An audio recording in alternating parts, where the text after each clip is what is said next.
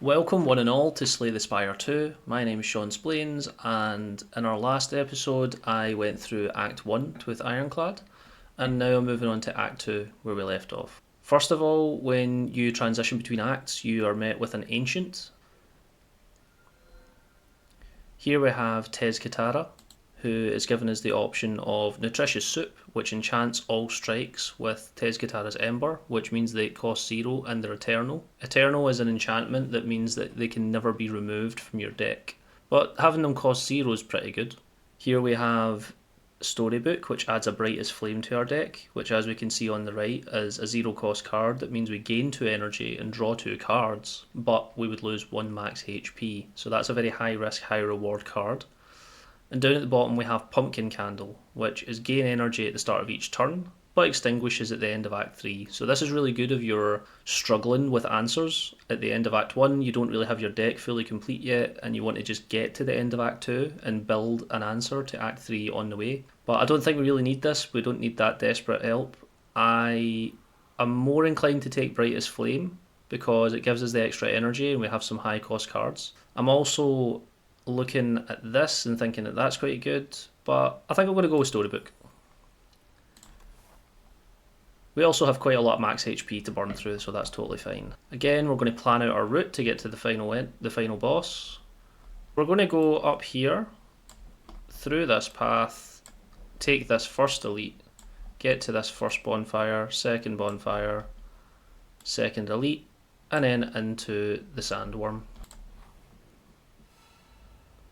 Similarly to Act 1, the first 3 combats here will be a lot easier than the rest of the combats in the act.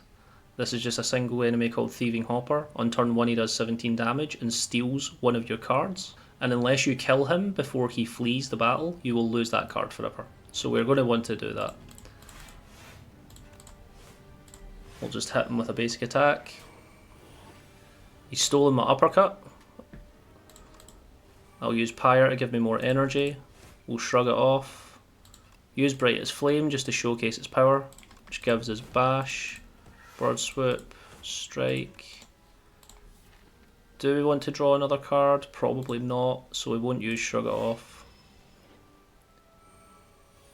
Now he's going to do 21 damage unless we can kill him this turn. As you'll notice, despite him being vulnerable and me highlighting him with 9 damage, it's going down to 6 damage. That's because he is... well, it's got the flutter buff, but he's in flight, which there's only a few enemies that can do this, and when they are in the air they take half damage from all attacks, but they also have a little number next to it, and if you hit them that many times they'll fall to the ground and they'll be stunned. So we'll hit him here, hitting him twice. If we hit him with this we do 7 damage, and these do 5 damage each, which means we can kill him this turn, thankfully.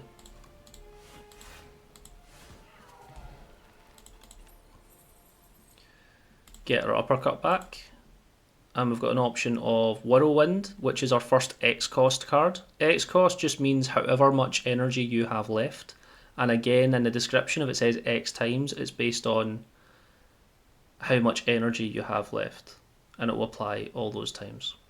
Bloodletting is losing HP for 2 energy, which is nice, and Tremble is the extra vulnerable, which works quite well into our deck, and we already have some good AoE, so we're going to just take the Tremble card. We could take the energy potion if we felt like it was more valuable than some of these, but we do have quite a lot of energy generation, so I'm quite happy to sit with a basic set of potions. This is quite a good event. It allows us to either enchant a power with Swift 2, which allows you to draw 2 cards when you play the power, a skill with Nimble, so you can get an extra 2 block out of it, or an attack with Sharp to allow you to get an extra 2 damage on it. The Sharp one is particularly good on something that hits more than once, which Dismantle does in a lot of situations. So I'm going to pick that for the Sharpness. So now it'll do 10 damage, but that also becomes 10 damage twice. So I'm getting the most efficiency out of that buff. Here we're going to do our vulnerable. He's only doing 3 damage, so I want to try and kill this guy. Something to note on these enemies, the exoskeletons, is they've got a little shell with a 9 next to it, which means they can only take 9 damage per hit. So your big massive hits aren't going to do too much to them, and even though they're vulnerable just now, I'm only going to be able to do 9 to them at a time. So I need to hit him twice to kill him. I don't need to brightest flame, so I won't if I don't have to. I don't want to lose too much max HP. Here I'll use Master of Strategy, which allows me to draw a few cards. And he's doing more damage to me, so I'll prioritise trying to kill him. Which I manage. And then I can just finish this guy off. Colourless Potion allows you to add one of 3 random colourless cards to your hand. Similarly, you also have an attack potion, a skill potion and a power potion that all allow you to add one of 3 random cards of those varieties to your hand. Rupture is a really cool power that can kind of synergise with what I have. I don't have too many things that trigger it, but the ability to lose HP purposefully and gain strength from it is really nice. Shrug It Off is another really good block card. I've already got one. It's nice to have more than one, and True Grit can be nice. I don't know if there's anything that I would like to exhaust other than my defends or strikes. We're getting close to 25, so I don't really want to be taking too many cards, so I'm quite happy to just skip here.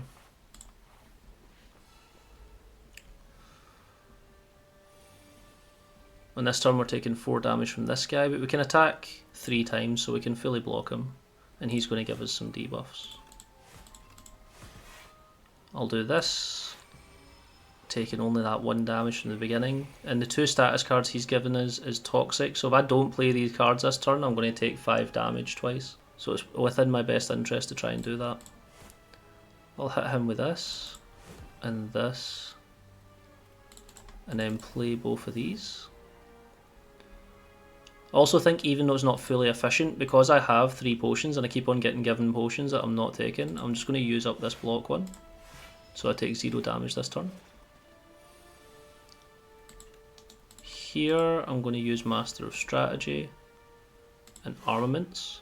When Brightest Flame gets buffed from Armaments, I can actually make it 3 energy and 3 cards, which is really strong if I'm in a pinch and I need to do that. Fortunately here I don't. So I'll reduce one of them. That's going to take away a little bit of block. So I'll only take 2 damage, which is still within the 6 healing. So we're playing very well at the moment.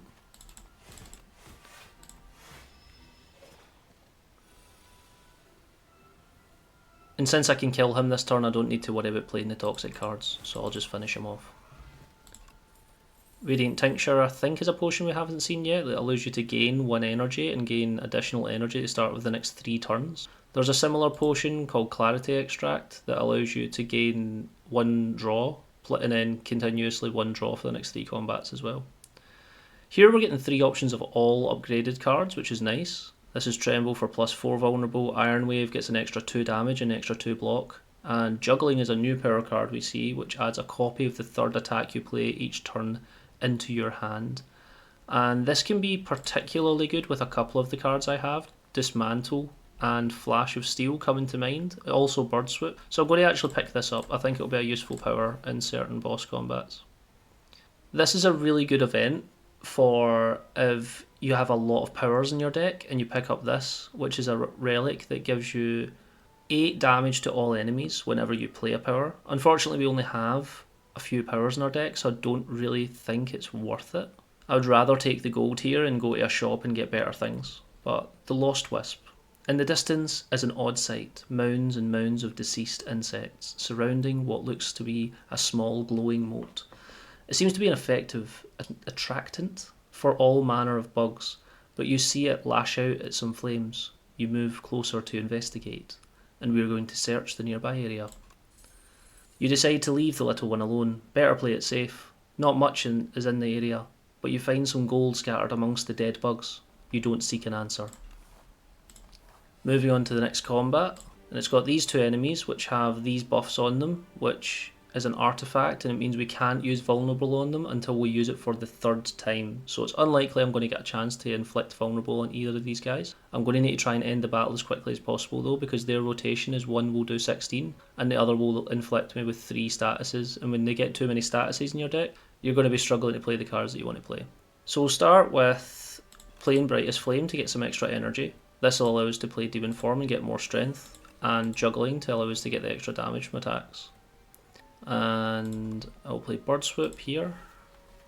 I'll use the Radiant Tincture for even more energy so that I can play both defense and take as little damage here as possible. Now that he's doing 16 damage, we want to try and block as much of that as we can. So we'll do this. We'll continue to hit him so he potentially dies next turn, which would be nice. That wasn't the best use of Master of Strategy, but it's fine. And as we see here, because that was the third attack I played that turn, we get a copy of it, although it's not going to be used this turn. It will come in handy in future. This turn we can play Pyre, we can Thunderclap to kill the guy on the right and then defend. Here I will Armaments, Uppercut and Dismantle. Here we've got Hemokinesis, which we've not seen, that makes you lose 2 HP at the cost of 15 damage. And in terms of efficiency, with the 1 to 15 damage, that's amazing, but losing the 2 HP isn't ideal, unless we have that card that I saw earlier on of Rupture, but I didn't pick it. So we've already seen Pillage, I don't really like it that much, but I do really like Taunt, because it allows us to add Vulnerable whilst gaining block, and we need more block cards. Although our deck is getting quite thick, so I want to see some shops so I can start removing some strikes to help balance it out. Here I'm going to use the Swift Potion and then Armaments to buff everything. Then I'll use Brightest Flame. Then I'll try and kill the enemy in the back. So the gimmick of this elite fight is you have 3 enemies that are all connected. They all have separate health bars, but the only way to actually win the combat is to kill all 3 of them simultaneously. When you kill one part of it, it will go into a stasis state and it will revive itself after 2 turns. So you don't kill the whole Wyrm within those 2 turns. You have to keep on fighting them as they revive with half health over and over and over again. They always fight in a cycle of one will attack plus giving itself strength, one will attack whilst inflicting you with weak and making you do less damage, and the other one will attack with a double attack. They just rotate through these between the 3 of them. Thankfully we get the Thunderclap here, but we don't unfortunately get the Breakthrough to go with it. We'll attack into the guy in the back again, and then we can Flash of Steel, and because of juggling, I can get a copy of this card. Which means I can play it there, and I can play it here. Then we can Dismantle, which will allow us to do 19 damage twice. How do I want to play this? We already have enough block to mitigate the damage from either of them. I think I want to weaken this guy down as much as possible, and then hit him.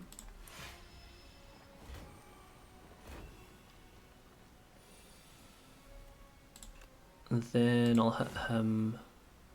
Unfortunately we didn't get enough attack cards here, so I'm going to kill this guy because he's doing more damage. And then we'll actually get to see this regenerate up to 25 HP. And we're going to play a bit of a game of back and forth here because that didn't quite work out how I wanted it to. Unless we just do that. We get our skill potion, which as I mentioned is one of 3 for a random skill card to go into your hand. And we get Unceasing Top as our relic, which means when I run out of cards in my hand, I'll just keep on drawing until I effectively run out of energy instead. As I mentioned earlier on, as much as Armaments Plus is good, I never like taking 2 of them. Juggling, I've already got one, I don't see the point in having a second one. And Bully is an interesting card because the damage scales based on how much vulnerable is on the enemy, but at the moment we're not putting that much vulnerable on the enemy, it's only ever 2 or 3, so I don't really think it's that worth it, and also like I said, we're getting too many cards in our deck anyway. We'll just move on. We get Bronze Scales, which allows you to start the combat with 3 Thorns, which means that every time I'm hit, I'll reflect 3 damage onto the enemy. Here, since I'm full HP, I'm just going to Smith another card. I think at this point, I want to Smith Brightest Flame. Gets maximum value out of a high risk card. Here, I'm getting a free option to use whatever I want because he's not attacking me this turn. I could do Juggling, but I'm going to take Demon Form and gain the extra strength every turn. His gimmick is that he spawns 3 of these little enemies that will spawn as eggs to begin with, and then they'll turn into actual small enemies that will attack you every single turn. And whenever you kill 2 or 3, he'll try and spawn more next turn. Best way to deal with this just now is to get the AoE attack down, kill this one at the front, kill this one here, and then I'll block the damage. Also, as you'll notice, even though I did damage to the egg, when it spawns it goes back to full health, so if you're going to attack the eggs, make sure that you kill the egg, otherwise it's wasted damage. Play the brightest flame into armaments, into Master of Strategy. It's really tempting to use Pyre here because I don't think the battle's going to end right now, but I'll play Breakthrough, play this, and yeah, I'll use Pyre, might as well, because he'll die from the reflect damage, he'll take a bit of damage, and now he's wasting a turn to summon more. We'll just hit him a few times, and now I don't even need to decide to hit these because I know I'll do enough damage. And as you can see, with the scaling from the extra 2 strength every turn, it's only been 4 turns and we're already doing 17 damage with Bash, or on top of the vulnerable it's 25. So Demon Form is a very powerful card if you have the time to make it work. Here we get Second Wind, which we've not seen before. It exhausts all non-attack cards in your hand and you gain 5 for each card exhausted. This is amazing on an exhaust deck, and generally it's a very good block card, but I'm not going to use it on this build. Rupture, again, we've already seen, but I'm not going to take it. And Twin Strike is good, especially for this deck, but again, I'm just nervous about taking too many cards. Here, I'm going to Smith Dismantle because it's my strongest attack card. And this time we get the Entomancer, or as the community likes to call him, the B-Man. He likes to do a lot of multi-hits, which thankfully we've got the Thorns, so we're going to hit him back. It would have been nice to see Flame Barrier here this turn as well, but unfortunately we don't have it. He'll then follow up with a big attack, and then he'll follow up with a buff on himself and just have that 3-time cycle over and over again. He also annoyingly has this Personal Hive debuff, which means every time I hit him, he's going to cast a Dazed into my draw pile, which is going to make it more difficult to fight him by hitting him. So we'll just have to try and kill him as quickly as possible. So here I'm going to use Uppercut to reduce his damage output. Then I'll use Flash of Steel, which actually draws one of the Dazeds already, which is really good. And because I don't have any blocks just now and I'm only going to gain 4 plus the 4 from here, I'm actually going to draw a Skill Potion and hopefully get some block, which we do, and we can actually do Second Wind in order to get rid of this Dazed. So I'll hit him, I'll get 4 block, and he takes a lot of damage back. I'll use Armaments, I'll use Bash, get the energy back, go Bird Swoop, do 28 damage, and then I'll block. So I take 2. Now that we're still within our safe point of 6, we're doing okay. We might not be doing okay after this attack. I reckon we probably win next turn. We'll just use Setup Strike. We're going to take a fair chunk of damage here, but should be okay. Yeah, we got up to 65, that's fine. Get a block potion. Red Mask is an iconic relic from the first game, but in this you just get it as a normal relic, and it applies weak to all enemies at the start of combat. That's good for a couple of reasons. One, just starting the combat by enemies doing less damage is good, but if an enemy has the artifact that we saw earlier on, it actually strips the artifact and makes it easier for me to cast Vulnerable on them at a later point. Here we're getting a rare option of whenever you gain block, deal 5 damage to a random enemy, which actually synergizes with a few different options that we have, since we have the plating and we also have the ornamental fan, as well as some of the block cards that we have, so I'm actually going to take this as a power. Here I can take a hallway fight, or I can take the mystery. I'm going to take the mystery. And we're really getting really lucky with these and actually continuously getting events, which is nice because I get to show them off. Relic Trader. You turn a corner and suddenly a shadowy figure is just standing there. He pivots to face you. Welcome, what are you trading? The figure inquires as he flares open his cloak to reveal a slew of suspicious wares. We can trade the Gorget for the Pantograph, the Bronze Scales for the Captain's Wheel, or the Red Mask for the Toxic Egg. The Pantograph allows you to gain 25 health as soon as you enter the boss combat, so it's effectively a free campfire heal as you enter the boss, and as you can see, all of the nodes before the boss are always a campfire. So if you're down at like 5 HP, You enter here, you heal a third of your health, and then you go into the boss combat and heal another, probably about a third of your health. That's really strong to have. Bronze scales for the Captain's Wheel. Captain's Wheel is at the start of your third turn, you gain 18 block, which is really good if you know certain enemies are going to be hitting on the third turn. As we've seen with most elites, they tend to be attacking on turn 3. And then on the third one, we can trade away the red mask that we just got in exchange for the toxic egg, which means that whenever you add a skill to your deck, it's automatically going to be upgraded. This is especially good if you pick it up early on and most of your skills come into your deck upgraded. It's really, really good for other characters that we'll use at a future date that really focus around using skills. But unfortunately, this event means we have to take an option. We can't just say no to any of them. So I'm going to have to sacrifice something that I've got, and all of these are very good for different reasons. And I think the least useful one for me is probably red mask, and also toxic egg is still pretty good at this point, so I'm quite happy to take that. Here I don't think I need to heal for this combat that we're coming up against, so I'm just going to take the upgrade on demon form to make sure we're getting 3 strength instead of 2 strength. And we come in here to see the Insatiable, who is going to buff himself turn 1 and give me 6 status cards. But as we're about to see in a minute, they're not bad status cards. But I'll let that happen on its own.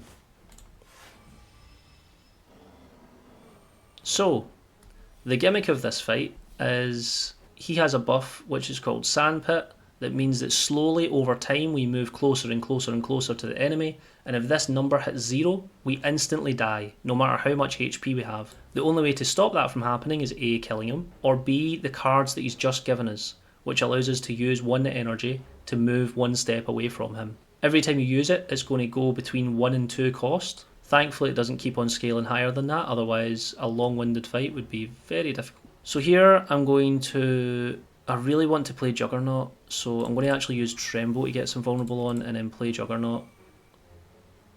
And I'll use a block potion, which actually also triggers the Juggernaut buff that we've just given ourselves.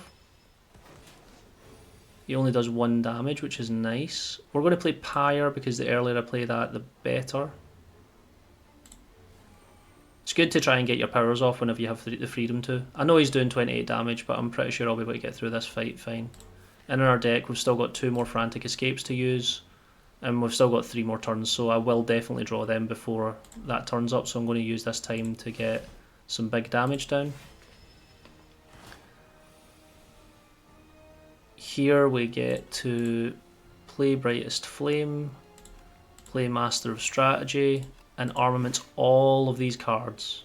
Unfortunately they don't upgrade because A, they're status cards and you can't upgrade those, and B, they wouldn't have much of a buff anyway. So we'll use Frantic Escape, we'll get 2 steps away, so we're back up to 4, which is quite safe. And since he's not attacking this turn anyway, we can now just hit him with a slew of attacks.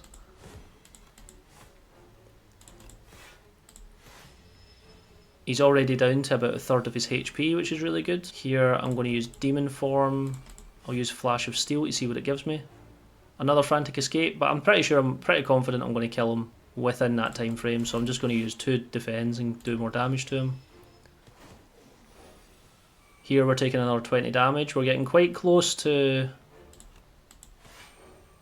our safety point, but I'm going to use these 2 Frantic Escapes to get some space from him, and yeah, I'll just use Brightest Flame for some assurance. Do some big damage, take 0, and then finish him off with Dismantle. Like that, we unlock another Epoch for beating the Act 2 boss. We get another 100 gold, the same as the first boss. And as you noticed with the little flash there, that meant that Cascade was upgraded because of the Toxic Egg. This allows us to play the top X cards plus 1 of your draw pile. So if I have 5 energy, I will play the first 6 cards in my draw pile for free, which seems kind of mental, to be honest. I quite like that. I've never actually used this card. Thrash, again, we've already seen, and then Fiendfire is a classic favourite on an exhaust deck of exhaust your entire hand and deals 7 damage for each card exhausted, which when upgraded is 10 damage for each card exhausted. Since you saw turns like the one where I had with Master of Strategy, I can get up to 10 cards in my hand. You'll be able to use this card and deal 90 damage, or 135 damage with the enemy has vulnerable on them, so this is a really strong card. But I think for fun, and because I've not seen it before, and to showcase it, I'm going to pick Cascade. And now that we're at the start of Act 3 and we've finished Act 2, similarly to the first video where I did one act, I want to try and keep these to one act at a time, so I'm going to stop here for today, even though it's a shorter video. Thank you so much for watching. I hope you're enjoying this as much as I am. I really appreciate just starting this venture and making some content and getting it out there. If you get any criticisms or anything that you'd want to say about how I'm presenting this, or anything that you'd want to see or want explained in more detail, I'm happy to do that. Just leave a comment down below, that would be great. Thank you so much for watching. I'll see you in the next one.